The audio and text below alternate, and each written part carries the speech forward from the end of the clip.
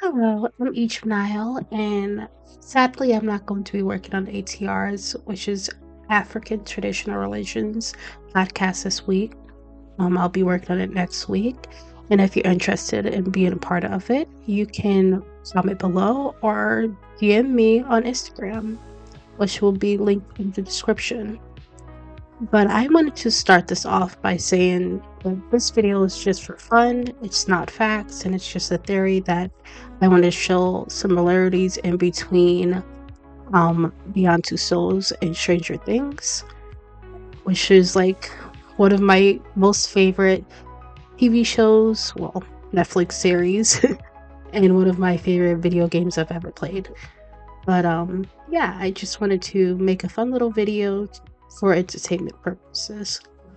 Also, if you want to donate to my GoFundMe, it will be linked above in the description as well. But I hope you enjoyed this video.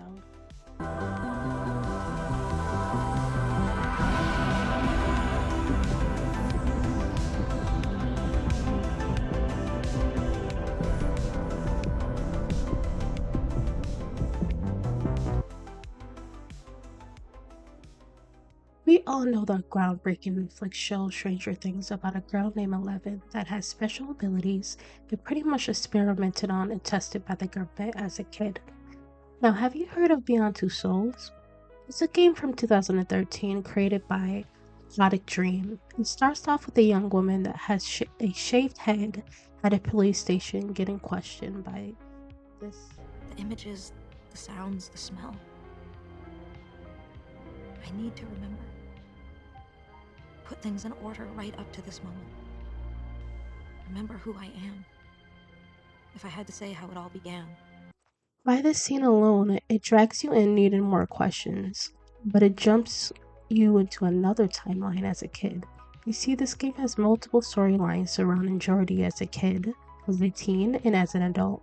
Throughout each timeline, you are given a series of choices you can make with different outcomes, with completely different endings. It has 24 endings, so it's a great game to play on repeat. So now you're wondering what this old game has to do with Stranger Things. Well, let's start from the beginning.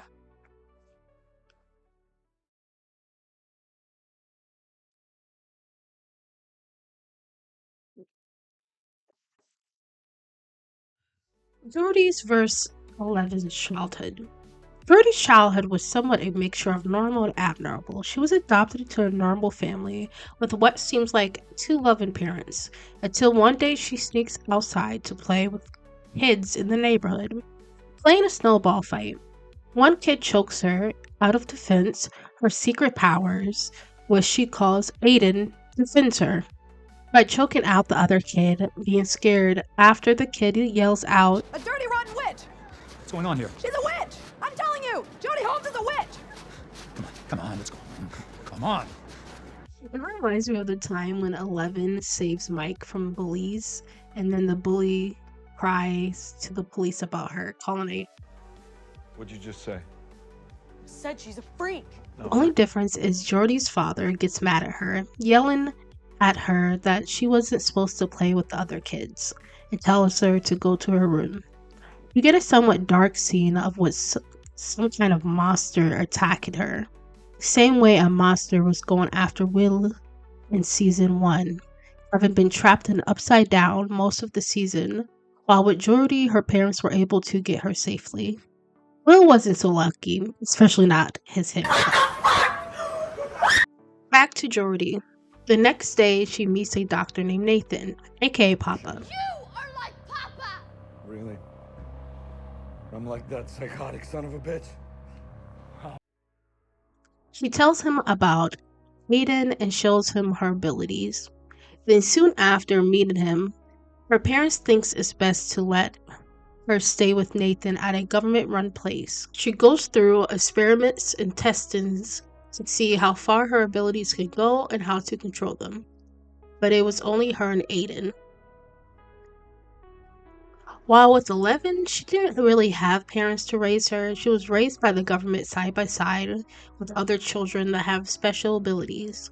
Also was tested by the government, and this is where the similarities comes in again. A close relationship with someone she calls Papa. The same way Jordy was close with a therapist she thought was helping her, but he had his own intentions, the same way Papa did. Nathan is a mixture of Papa and Hopper.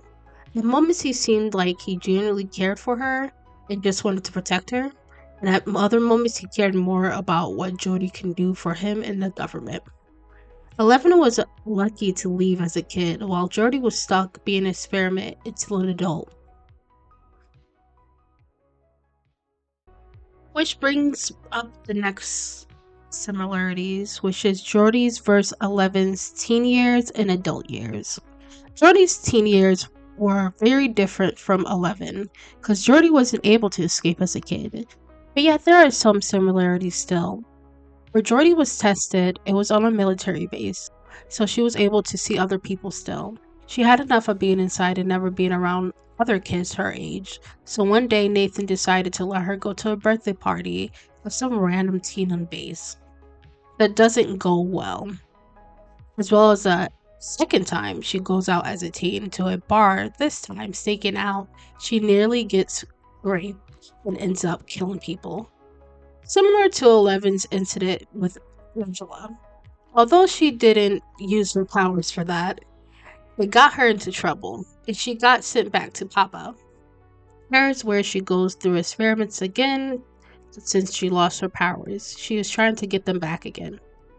And Papa helps her with that. While Jordy doesn't lose her powers ever, there's been countless times Jordy had left Nathan and somehow found herself with him again, along with the fact that it's hard for Jordy to make friends or keep people close due to her abilities. Not much connection to the world, much like 11. That was limited even when she escaped. She only had a few close friends she was in contact with, and she couldn't be out in the public due to the government searching for her. On top of that, the time 11 ran away to find her sister. It reminded me a lot when Jody was homeless and came into contact with the homeless group. Though the stories are very different and we have yet to see what 11 adulthood is, since the show is still going on and currently working on season 5. I can't wait to see what's to come and more similarities that may come moving on to the last thing. Aiden vs. Henry. Henry, also known as Vector, is one of the first children with special abilities the government worked on. He opens the portal to the Upside Down and is somewhat controller of the world now, while Aiden is an entity tied to Jordy, in which she will come to find out is actually her long-lost brother. Literally, he died at birth and is stuck in the in-between, and is there to protect her, which gives her ability to move things and so on.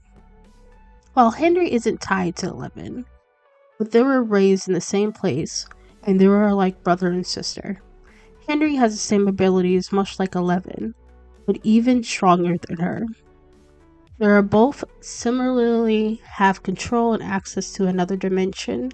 Stranger Things call it the Upside Down, while in Beyond Two Souls they call it the Infraworld, also known as Beyond. They both are pretty much the same in theory, a place where people can be trapped in. It's a part of our world where we just can't see it. I will say the main difference are the characters itself. Henry is downright evil with valid reasons, but is taken out from the world, while Aiden actually cares for her sister. In the last similarities, there is one ending of Beyond Two Souls that are literally has the same music that Stranger Things plays. Just look at this. Everything seems so real. The sounds, the smells, the light. Deep down, I know it's not just a dream. It's like an echo of things to come. I must get ready. I know there's not much time. There's only one thing I can be sure of. I will never be alone again.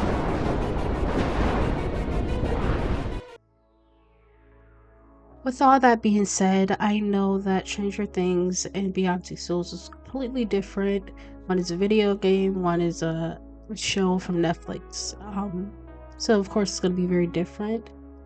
The creators say that it's not even tied to it, which I don't believe that. But anyways, what are your thoughts? I would love to hear your opinions and your thoughts on this, as well as anything else I may have left out, similarities or differences.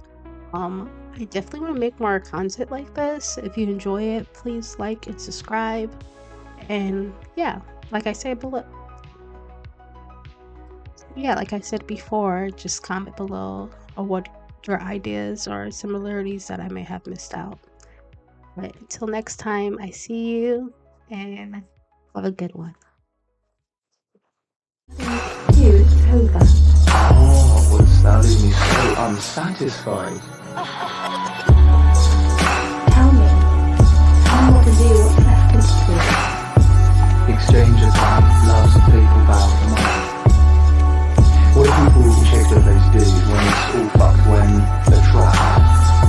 How do they work it all out? Maybe stories are just stories. Or maybe we can make our lives different. So marry me, Grace of Violet Blood.